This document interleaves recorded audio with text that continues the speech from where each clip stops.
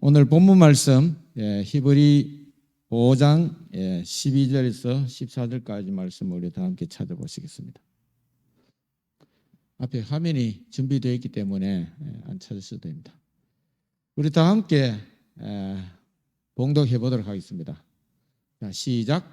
때가 오래므로 너희가 마땅히 선생이 될 터인데 너희가 다시 하나님의 말씀의 초보가 무엇인지 누구에게 가르침을 받아야 할 것이니 젖이나 먹고 단단한 식물을 못 먹을 자가 되었도다. 대저 젖을 먹는 자마다 어린아이니 의의 말씀을 경험하지 못한 자요. 단단한 식물은 장성한 자의 것이니 저희가 지각을 사용함으로 연단을 받아 선악을 분별하는 자들이니라. 아멘. 오늘 말씀은 교회 생활을 오래 한 성도들에게 주어진 말씀입니다. 때가 오래므로 선생이 되어야지 아직 젖이나 먹는 어린아이로 있으면 어떡하느냐라는 질책의 말씀이기도 합니다. 그리고 14절에는 단단한 식물을 먹는 장성한 자가 되라는 권면의 말씀입니다. 여러분, 교회에 나오신 지 몇 년이나 되셨습니까? 저는 부모님의 이 믿음에 의해서 원래 제가 64살이니까 거의 평생을 교회 안에서 살은 것 같습니다. 젊은 시절에 잠시 방황한 적도 있지만 거의 대부분 교회 안에서 생활을 했는 것 같습니다. 우리 여기 앉아 있는 모든 우리 성도님들도 거의 저와 비슷하게 몇십 년 동안 교회에서 신앙생활을 하신 분들입니다. 사람은 어머니 뱃속에 있을 때 태초를 통해 영양분을 공급받습니다. 그리고 태어나서 아기일 때는 모유를 먹죠. 그리고 점점점 성장하면서 이제 단단한 음식을 먹게 됩니다. 그러면서 아이가 자라나게 됩니다. 그리고 아이는 육체적으로 또 정신적으로 영적으로 균형 있게 성장합니다. 이와 마찬가지로 그리스도인들도 영적으로 성장해야 된다는 것입니다. 그래서 오늘 본문에서는 오랜 신앙생활을 했음에도 불구하고 영적인 어린아이들이 있다는 것입니다. 선생이 될 터인데 말씀의 초보가 무엇인지 누구에게 가르침을 받아야 할 젖이나 먹고 단단한 식물을 못 먹을 자가 되었도다.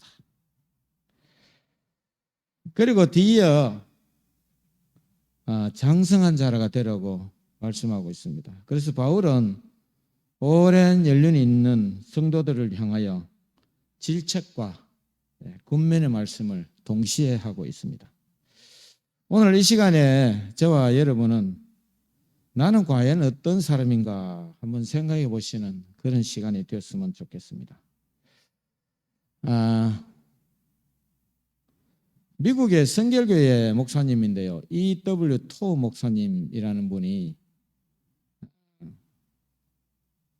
본문 오늘 12절의 말씀을 본문 12절의 말씀을 인용하면서 교회에는 교회 부흥을 막는 세 부류의 교인들이 있다고 합니다.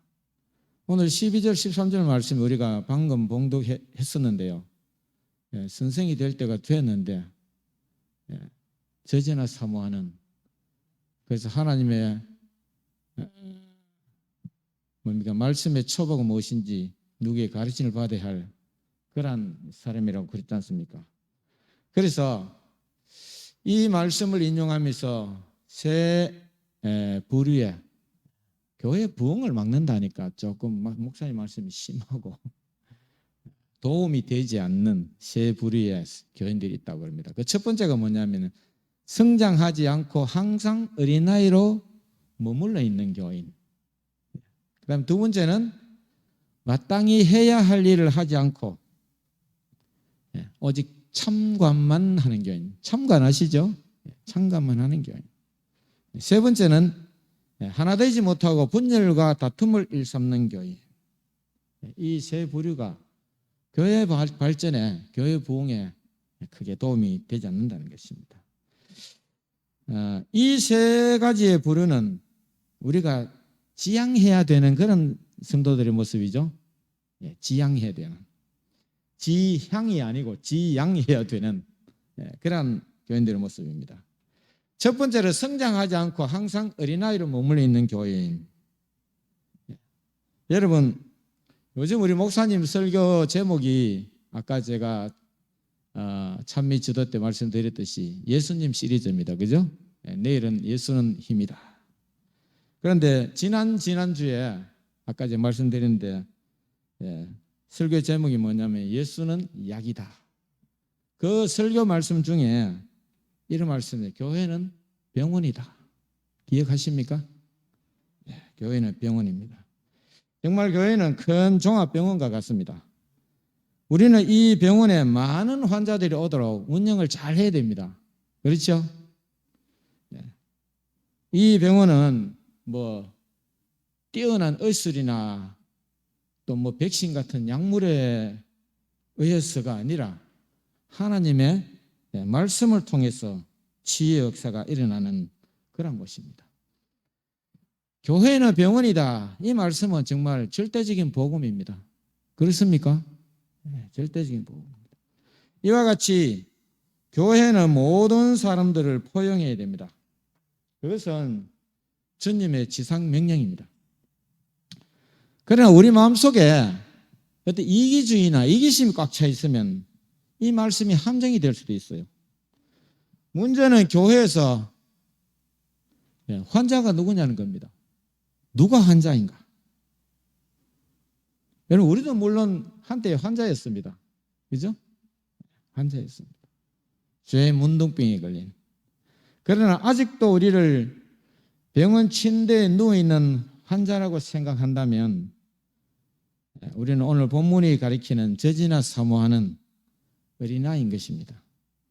우리는 이제 이 가벼운 감기 정도는 이겨낼 수 있는 면역력이 있어야 되죠? 있어야 됩니다. 그러면 교회에서 우리의 역할은 무엇입니까? 우리는 환자가 아니라면 우리의 역할은 무엇입니까? 이것을 정확하게 깨달아야 됩니다. 여러분, 우리 동대구 세빛 종합병원, 우리가 병원이라면 동대구 세빛 종합병원이죠. 종합병원에서 우리는 무슨 역할을 하는 것입니까? 목사님은 원장님. 목사님 병원 원장님 맞습니까? 그렇다 치면 수석 장로는 총무부장, 그 다음에 선교부장은 진료부장, 그 다음에 남수석 집사님은 원무과장, 여수석 집사님은 간호과장, 그 다음에 정하영 집사님은 영선과장. 맞습니까? 우리가 그런 역할을 잘 해야 되는 것입니다. 우리는 결코 환자가 아닌 것입니다. 우리를 환자라고 착각하게 되면 이 병은 누가 움직여요? 그렇죠? 우리는 환자를 받기 위해서 눈이 반짝반짝 하는 사람들입니다. 맞습니까? 우리는 환자를 받기 위해서 눈이 반짝반짝 해야 됩니다. 또 교회를 다른 것으로 비유하자면 교회는 그래서 우리는 병원에 뭐요? 직원들입니다. 우리를 환자라고 착각하시면 안 됩니다. 교회는 다른 것을 말해서 잔치집입니다. 많은 사람들이 이 잔치집에 초대되었습니다. 그런데 이 잔치집에서 우리는 손님입니까? 손님입니까? 우리는 손님을 접대하기 위해서 하나님에 의해서 고용된 일꾼들입니다. 그럼 이것을 분명히 알아야 됩니다. 우리 이것을 모르면 저지나 사모하는 오랜 신앙생활에도 불구하고 저지나 사모하는 어린아이에 머물러 있게 되는 것입니다. 두 번째로 마땅히 해야 할 일을 하지 않고 참관만 하는 교인입니다. 성도 여러분, 우리가 마땅히 해야 될 일이 무엇입니까? 만약 교회가 병원이라면 우리가 병원에서 직원이 무엇을 해야 되죠? 당연히 각자 맡은 직분을 다하는 것입니다. 그렇죠? 예. 병원장은 병원장으로, 또 의사는 진료를, 간호사는 간호를, 법무과 직원은 병원 사무를, 주차관리는 주차관리를 잘 하면 되는 것입니다. 그것이 우리의 할 일입니다. 여러분, 우리 교회에서 장로님과 집사님을 빼면 얼마나 남겠습니까? 여기서 집사님, 장로님 빼면은 우리 혜연 양 혼자 남네. 혜연 양도 무슨 청년의 무슨 직분을 가지고 있지 않나요? 예. 하여튼 집사 장로만 친다면은 우리 교회는 집사 장로를 빼면 거의 없습니다. 대부분이 집사 장로로 구성되어 있습니다. 그래서 그렇다면 우리가 장로와 집사로서의 할 일에 대해서 우리는 평생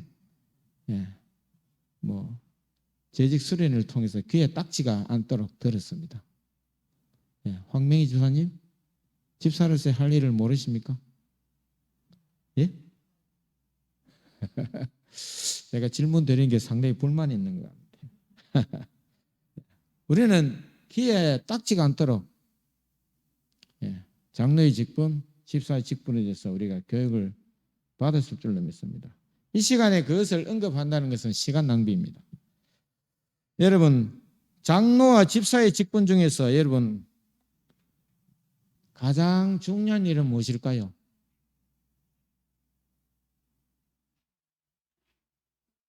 장로와 집사, 더 넓게 말해서 이 교인으로서 가장 중요한 일은 뭡니까? 자기 할 일을 하는 거죠. 여기 정답을 제가 요구하는 것이 아니고 여러분들 생각이 뭡니까? 제일 중요한 게 뭔 같아요?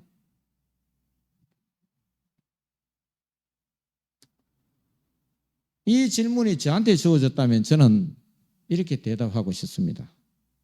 우리의 가장 중요한 우리의 할 일 한 가지를 꼽으라면 정교예배 출석이라는 것입니다. 정교예배 출석이 가장 중요한 일이라는 것입니다. 왜 그렇게 저는 생각하느냐 하면은 여러분, 어떤 교회가 부흥했다, 발전했다 라고 여러분들이 한다면 여러분들은 무엇을 보고 그런 말씀을 하십니까? 그 교회가 저기 옆에 시내에 그 수성구에 있는 어떤 그런 교회들처럼 웅장한 건물이 올라가야 발전한 겁니까? 예?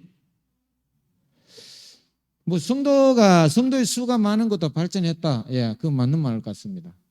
그런데 더 실제적으로는 성도 수가 1000명이나 2000명 되든, 교회의 명부에는 1000명 되어 있는데, 예배 드린 날 교회 가보면은 50명 앉아 있으면은 그 1000명이 무슨 의미가 있습니까? 글쎄, 사람마다 생각은 조금 다를 줄로 믿습니다. 저는 생각하기에 그 교회가 발전했다라는 어떤 기준이 있다면 그 교회에 예배 드리는 날, 그 교회에 얼마나 많은 성도들이 출석해서 예배를 드리느냐. 저는 그것이라고 생각합니다. 물론 제 말이 그 질문에 대한 오직 유일한 대답이다 이렇게 할 수는 없지만 제 생각이지만 일리는 있다고 그렇게 생각합니다. 여러분, 우리가 직분을 가진 자들이 세상에는 가야 할 곳, 저는 이번에 지난 일요일 날 서울 결혼식 다녀왔습니다.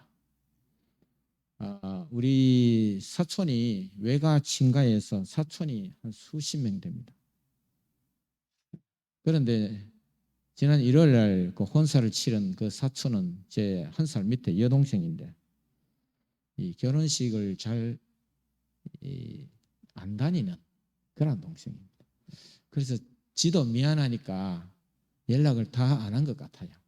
나하고는 친하게 지내니까 나한테 연락했습니다. 그래서 제가 갈 사람을 쭉 제가 전화를 해봤어요. 예, 엄마 형제도 그렇고 뭐 사촌들 전화해 보니까 대구서 단 한 명도 갈 사람이 없더라고. 그래서 제가 생각해 보니까 참 이래서는 안 되겠다. 내가 대표를 갔다 와야지 싶어서 갔다 왔습니다. 예, 꼭 가야 된다기보다는 제가 의리상 다녀왔습니다.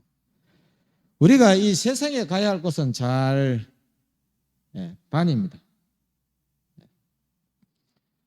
그러면서 교회 출석이 성실하지 못하다면 우리는 아직도 어린아이에 머물러 있는 것입니다.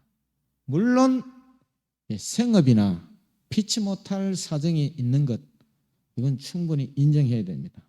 또 우리가 배려해야 됩니다. 그분이 생업을 포기하고 교회에 나와서 굶어 죽게 되면 또 우리가 어떻게 해줄 수도 없잖아요. 물론 그렇게 되면 하나님 어떻게 하시겠지만 물론 그런 것들을 우리가 충분히 배려하는 마음도 필요합니다. 그러나 제가 드리는 그 말씀은 하나님께서 교회 출석이 가능하도록 충분히 허락하셨음에도 불구하고 습관처럼 교회 출석하지 않는 것은 우리가 이해할 수 없다는 것입니다. 피곤해서 안 올 수도 있습니다. 몸이 안 좋으면 못 올 수도 있어요. 집에서 쉬는 게 좋습니다. 특히 코로나 시대에 몸이 안 좋으면 출석 안 하는 것이 예의입니다. 그죠? 그러나 우리가 가능한 시간이 허락되고 또 조금 출석하기가 마음에 흔쾌히 허락지 않더라도 우리는 하나님의 전에 발걸음하는 것을 우리는 게을리해서는 안 됩니다. 그 외에 제가 뭐 지금 이런 얘기를 드리려면 시간이 한도 끝도 없겠죠. 그러나 그 외에 무엇을 우리가 교회에서 해야 할지 각자 생각해보는 시간이 되기를 간절히 바랍니다. 여러분들 각자 저는 뭐 설교자니까 대표로 무엇이 가장 중요하냐 교회 출석이다 이렇게 했는데 여러분들 또 생각이 다른 분들도 있을 거예요.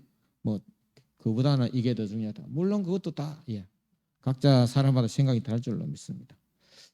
그 다음에 세 번째 토 목사님 말하는 세 번째 지향해야 할 교인 세 번째 부류는 일치되지 못하고 분열과 다툼을 일삼는 교인이라는 것입니다.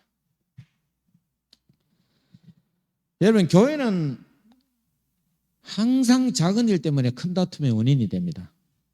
작은 일이 큰 다툼의 원인이 됩니다. 여러분 큰 돌이나 큰 이 바위에 걸려 넘어지는 경우가 있습니까? 없습니다. 사람은 넘어질 때 꼭 작은 돌뿌리에 걸려 넘어지게 되는 것입니다. 그 중에서 가장 교회에서 작은 걸림돌이 뭐냐면은 생각 없이 내뱉는 작은 말씨가 큰 불을 내는 것입니다. 우리는 생각 없이 말을 잘 내뱉어요. 너와 나에게 도움이 되지 않는 말은 우리가 가능한 하시지 않는 것이 좋습니다. 본인은 아무 생각 없이 하지만 그 작은 말 하나 때문에 상처를 받고 또 분란이 일어나는 경우가 굉장히 많습니다. 여러분 신발 안에 작은 모래알이 들어가 있을 때 그 고통을 느껴본 적이 있습니까? 등산할 때 양말 안에 아주 콩보다 팥보다 약간 작은 모래알 하나 들어가요. 간혹. 그러면 그놈을 꺼내려니까 등산의 끈을 다 풀어야 되고 그래서 귀찮아서 그냥 가보자 싶어 가다 보면 그게 발에 굉장히 고통을 주게 됩니다. 여러분 마찬가지로 교회 안에도 작은 모래알이 다툼의 원인이 되는 때가 굉장히 많습니다. 우리는 영적으로 작은 어린아이 또 신발 안에 작은 모래알은 되지 않아야 됩니다. 그렇습니까? 우리는 작은 모래알처럼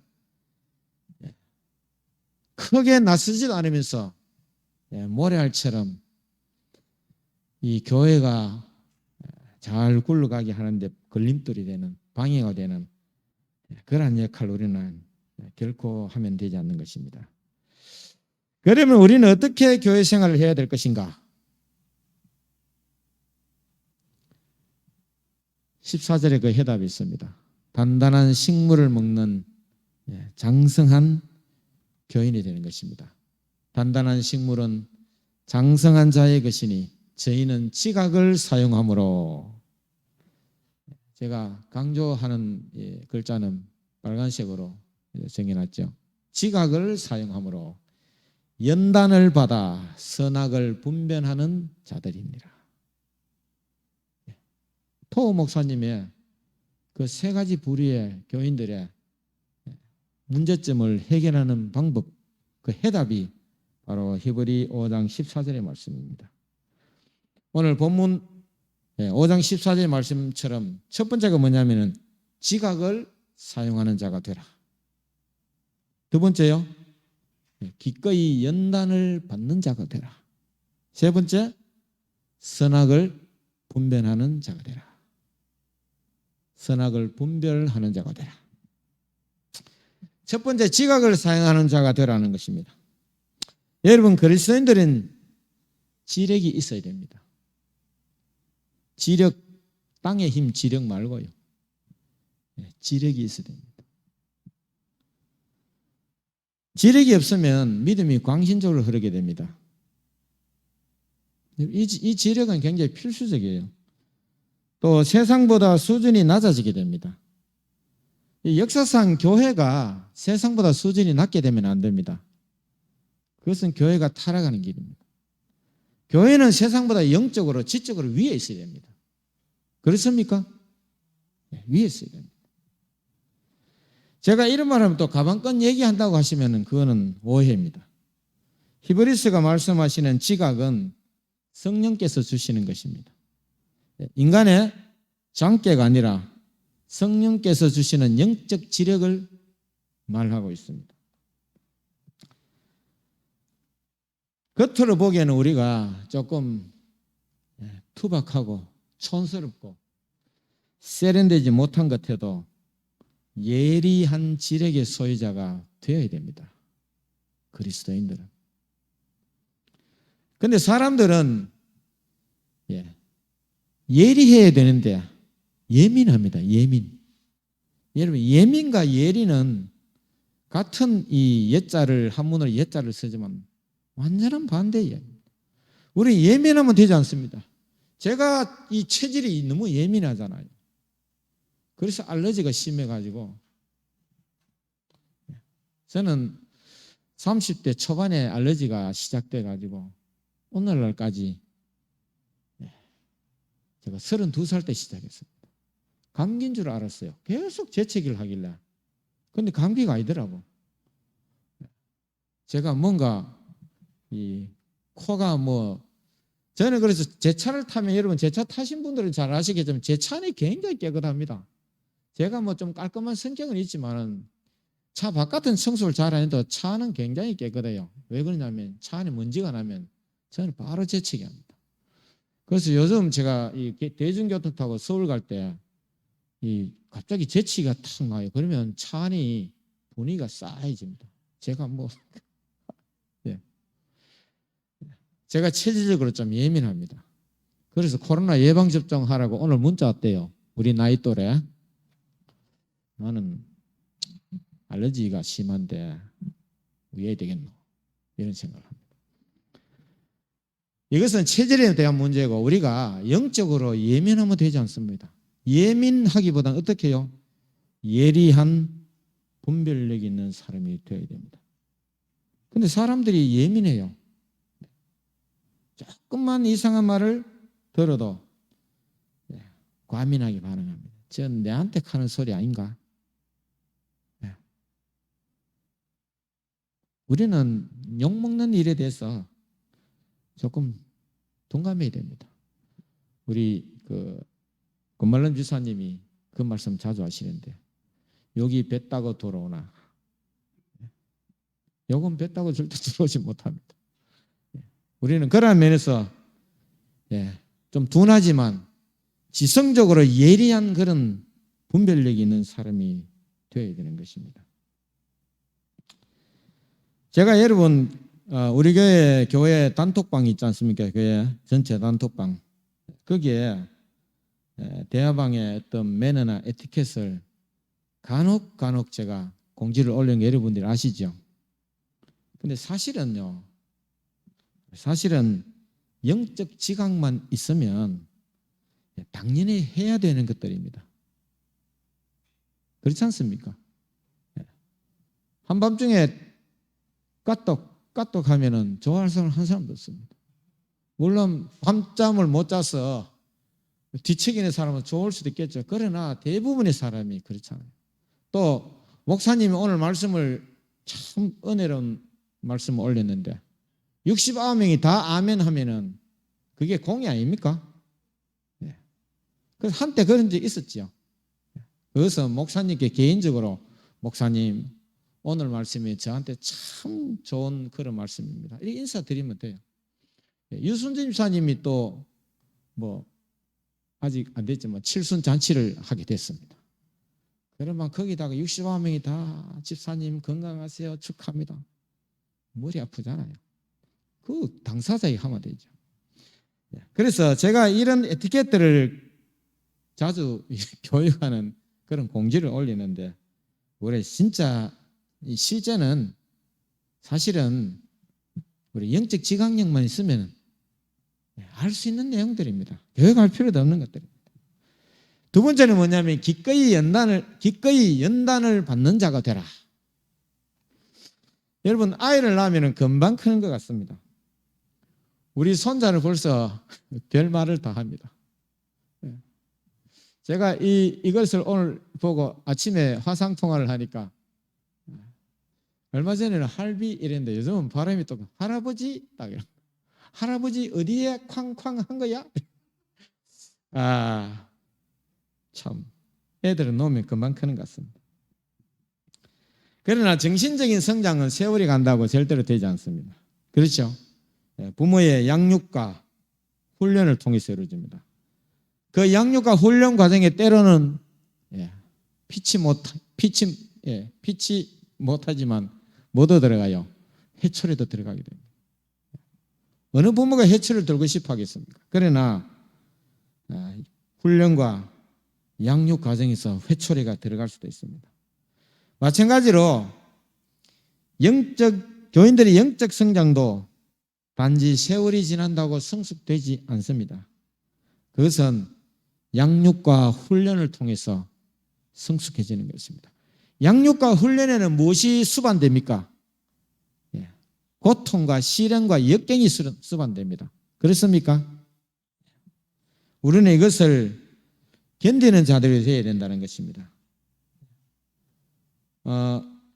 오늘 본문에서 장성한 자는 고통과 어려움을 견디는 자들이라고 말씀했습니다. 여러분 교회 일을 하다가 실망하는 때가 많습니다. 그죠? 교회 일을 하는 만큼 욕을 먹는다고 하더라고요. 그래서 교회에서 욕 안 먹는 유일한 방법은 일 안 하면 된대요. 일 안 하면 욕을 안 먹는다고 합니다. 그러나 장성한 자는 이런 욕을 기꺼이 견디는 자들입니다. 여러분 출애굽기에 보면 출애굽기 1장 19절에 보면 이스라엘 민족들은 힘들게 아주 노동을 했어요. 애굽 지배 민족과 다르게 피지배 민족이니까 힘들게 노동하고 또 탄압을 받고 억압을 받았습니다. 그런데 이스라엘 민족의 후손들은 번창하기만 했다고 성경은 기록하고 있습니다. 출애굽 1장 19절에 산파가 바로에게 대답하되 히브리 여인은 애굽 여인과 같지 아니하고 건장하여 산파가 그들에게 이르기 전에 해산하더이다. 산파이신 산파. 히브리 여인들은 산파가 가기 전에 벌써 애 다 넣고 샤워 다 하고 또 앉아 있는 거예요. 애굽 여인들은 그때 있었는지 모르지만 제왕절개를 한다느니 안 한다느니 예, 우리나라가 지금 제왕절개 수술률이 세계 1위인 거 아십니까? 우리나라가 제왕절개 세계 1위입니다. 1위. 그래서 기꺼이 연단받는 자가 우리가 되어야 된다는 것입니다. 여러분, 아메리카 땅은 원래 미국 아메리카는 원래 뭐 안 나오면 괜찮습니다. 뭐 드셔도 됩니다. 요즘 카메라가 자꾸 좀 트러블이 생기는 것 같아요. 예, 미국 땅은 원래 아메리카 인디언들의 것입니다. 그렇죠? 예, 원래 아메리카 인디언들 땅이잖아요. 그런데 지금 미국의 아메리카 인디언들이 거의 멸종되어 가고 있습니다. 그 왜 그러냐면은 인디언 보호구역에서요, 아메리카 인디언들이 보호구역에서 보호를 받고 사는데 대부분이 비만입니다. 비만. 왜요? 아무것도 아니에요. 정부에서 보조를 주고요. 먹을 거 주고, 뭐 생활비 주고, 뭐 주고 다 하니까 아메리카 인디언들이 아무 어려움이 없으니까 이 출애굽기에 이스라엘 민족처럼 번창을 잘 안 해요. 그래서 지금 멸종 위기에 있습니다. 그들이 보호구역에 보호하려고 해도 잘 되지 않습니다.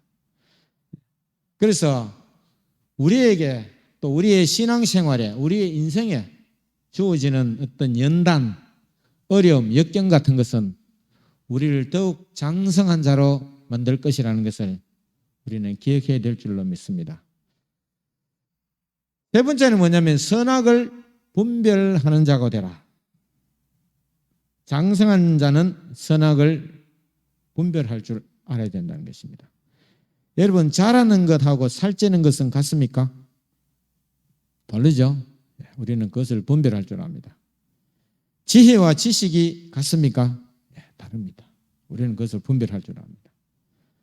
이런 것들을 우리가 구별하고 분별하듯이 우리는 선악을 분별하는 자가 되어야 된다는 것입니다.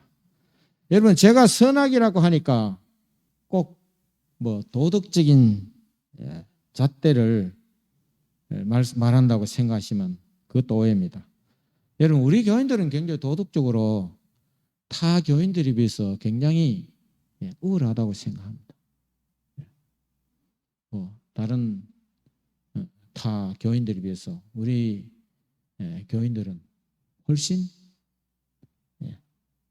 좀 우위했다고 생각합니다. 또 십계명 우리가 잘 지키는 것 같습니다.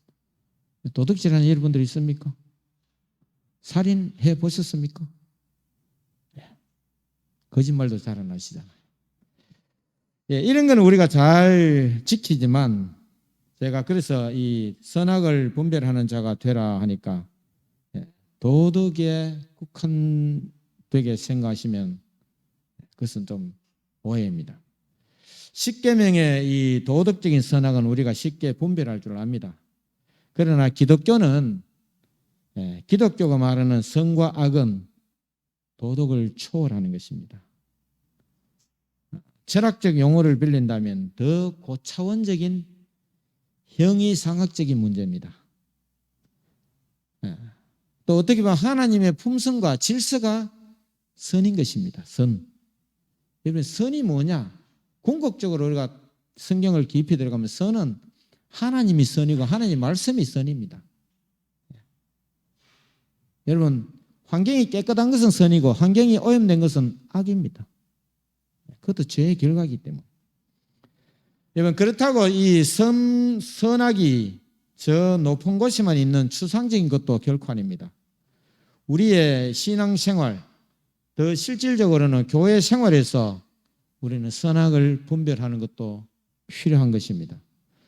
여러분, 교회에서 해야 할 일과 해야 하지 말아야 할 일을 분별할 줄 알아야 됩니다. 여러분, 세상에서 하면은 지탄받을 일을 교회에서 버젓이 하고 있다면 교회는 세상에게 보여줄 것이 없습니다. 여러분, 그런 것이 있습니까? 세상에서 하면은 지탄받을 일을 교회에서 하는 경우도 있죠? 네, 있습니다. 뭐 어떤 것들이 있는 것 같아요? 출석 문제도 그럴 거고요. 예를 들어 가지고 뭐 중고등학교에 비해서 대학 강의실은 좀 자유스럽다고 해도 한참 교수가 열심히 강의하는데 앞에서 실실 일어나 가지고 화장실 간다고 슬슬 나가면 물론 그냥 두는 교수들도 있죠. 예, 한마디 들을 것입니다. 누가 아무도 말 안 해도 모든 사람이 강의 시간에 참 꼴불견이다 이런 생각을 하게 될 것입니다. 그래서 우리는 그러면 예배 시간에 돌아다니는 일 없어요?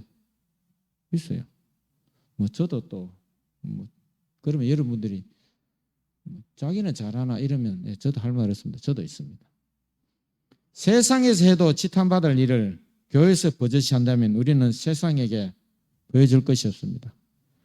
세상으로 하여금 교회가 보여줄 것이 없으면 교회로 사람들이 절대로 오질 않습니다.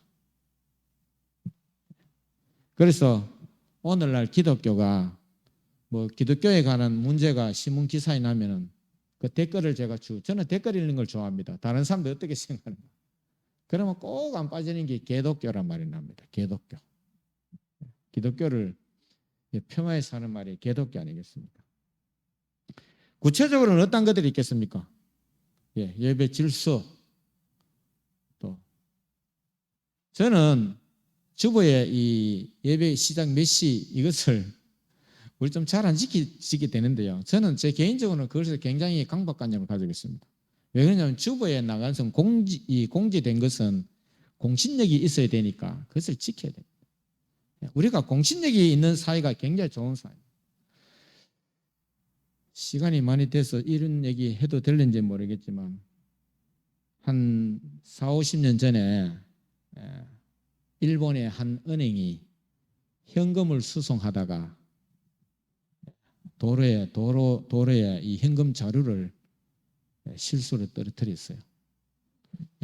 몇억 엔이 된다고 합니다. 어마어마한 돈이죠. 몇억 엔. 우리 10배니까요. 우리 돈이 10배니까 1억 엔만 해도 10억이니까.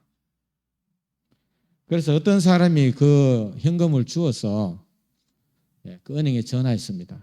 당신네들 현금 수송차 떨어진 걸 내가 주었는데 찾아가십시오. 여러분 그 은행에 그 전화를 받고 그 은행의 대답이 뭔지 아십니까? 예, 얼른 가겠습니다. 그랬을까요? 그 은행의 책임자가 최고 책임자가 뭐라고 하라 그랬냐면은 그 돈은 우리 은행의 돈이 아닙니다. 아니 여기 그 은행에 이 돈 다발에 그 은행에 도장도 찍혀 있는데요. 그러니까 그래도 우리 은행에서 떨어뜨린 돈은 아닙니다. 우리 은행은 그런 일을 하지 않습니다. 여러분 이것은 많은 걸 시사합니다. 그 은행이 만약에 그것이 자기들 돈이라고 뭐 좀 큰 돈이지만 찾아온다면은 사람들이 그 은행을 어떻게 믿겠어요? 그 은행의 공신력이 땅에 뚝 떨어지는 것입니다. 돈자루를 길바닥에 떨어뜨리고 다니는 은행에 내가 돈을 맡기고 싶어요? 맡기고 싶어요? 공신력은 그런 것입니다. 교회도 여러분 공신력이 있어야 됩니다. 11시 예배 시작 그러면 11시 예배 시작해야죠. 피치 못해서 10분에 시작하게 되면 반드시 임시 광고를 하고 예배 부득이한 사정으로 예배가 10분에 시작하게 됐습니다 라고 해야 되는데 쓰다 달다 말도 없이 11시 10분에 그냥 하면은 교인들이요. 뭐 교회는 원래 뭐 그럴 수도 있고 이럴 수도 있고 땡겨 할 수도 있고 미라 할 수도 있고 제가 이런 얘기는 그냥 뭐 실례를 들어서 하는 것입니다. 그래서 시간 지키는 것은 굉장히 중요합니다. 여러분 요즘 가정 공부하십니까? 합반 교사가 하니까 해요? 우리 집 사람 안 하는 것 같더라고. 합반에 또 교사들도 자기 교사 아니면 안 하는 수도 있어요. 저도 한번 그랬습니다. 한두 번. 예.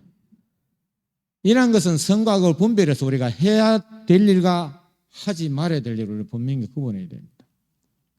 또 어떤 것들이 있어요? 예, 오늘 여기 지각한 분들은 없는 것 같은데 여러분 지각은 우리가 해서는 안 되는 일입니다. 구약시대에 제사를 지낼 때 그 양을 점이나 흠이 없는 제물을 드리라 했습니다. 그렇죠? 뭐 하나님이 식성이 까다로워서 점 없는 흠 없는 제물을 드리라 했겠습니까? 그것은 누구를 표상하기 때문에 죄 없으신 그리스도를, 참 어린 양이신, 참 희생양이신 예수님을 표상하기 때문에 점 없는 흠 없는 제물을 드리라 했습니다. 여러분, 이 예배가 이제는 그 제사적으로 피했어요. 그죠? 그 의식의 부분 피했습니다. 우리가 오늘 드리는 이것도 하나의 제사입니다. 산제사입니다. 그렇죠? 로마서 12장 1절에 그러므로 너희는 한번 해보십시오. 예. 예. 예. 예. 너희 삶을 거룩한 산제사로 드리라. 삶도 거룩한 산제사지만 오늘 우리가 금요일 저녁에 드리는 이 예배는 하나님께 드리는 제사입니다. 제사에 흠이나 점이 없는 제물을 드리라고 했는데 여러분 지각하게 되면은 그 제사가 흠이 있습니까 없습니까? 예? 없는 모이네요. 여러분도 판단하시기 바랍니다. 이런 것들이 왜 중요하냐 하면은 하나님은 질서의 하나님이기 때문에 그렇습니다. 여러분 하나님 품성 중에 가장 또 중요한 한 품성은 질서입니다. 질서. 이 우주에 수천억 개의 별이 있지만 하나도 충돌 없이 돌아갑니다. 질서가 없다면 그것이 가능합니까? 겨우 몇 백만 대, 몇 천만 대 있는 자동차는 첫날 만날 오늘도 수백 건 자동차 사고가 났을 거예요. 여러분 코로나로 죽는 숫자보다 자동차 사고로 죽는 숫자가 수십 배 많습니다. 저 무서운 차를 오늘 우리 타고 왔잖아요. 그래서 하나님은 질서의 하나님입니다. 이런 것들이 우리가 뭐 그런 것 갖고 자꾸 그렇게 까탈스럽게 그러느냐 그러는데 그것은 우리가 세상에게 교회의 수준을 웅변하는 것입니다.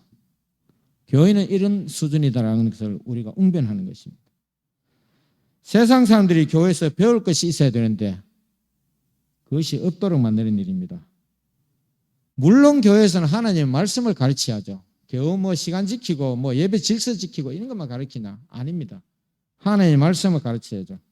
그러나 그것보다 이러한 예배에 교회의 기초 질서가 확립되지 않으면 사람들이 교회를 유감스럽지만 오지가 않습니다. 왜? 세상보다도 수준이 뭐요? 낮기 때문에.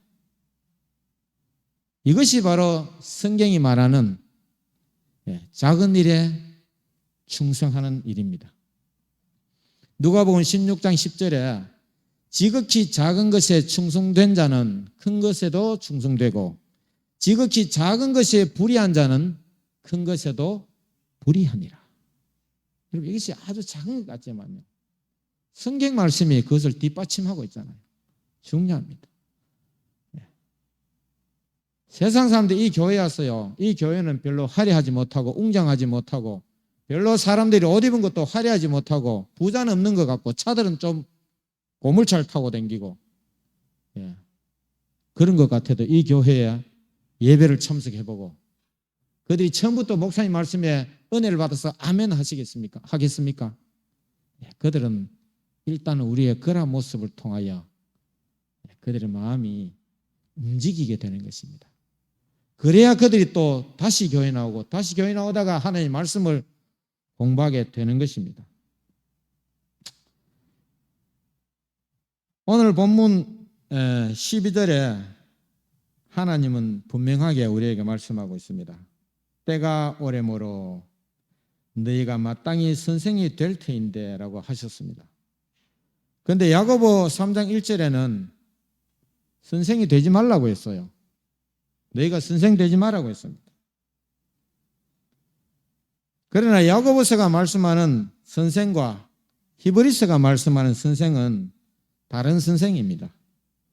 야고보서는 교만한 선생을 말씀하지만 히브리서는 겸손한 선생을 말씀하고 있습니다. 우리는 히브리서가 말씀하는 솔선수범하는 겸손한 선생이 되어야 될 줄로 믿습니다. 선생은 자신이 한 걸음 앞서 나가면서 다른 사람을 세우는 사람들입니다.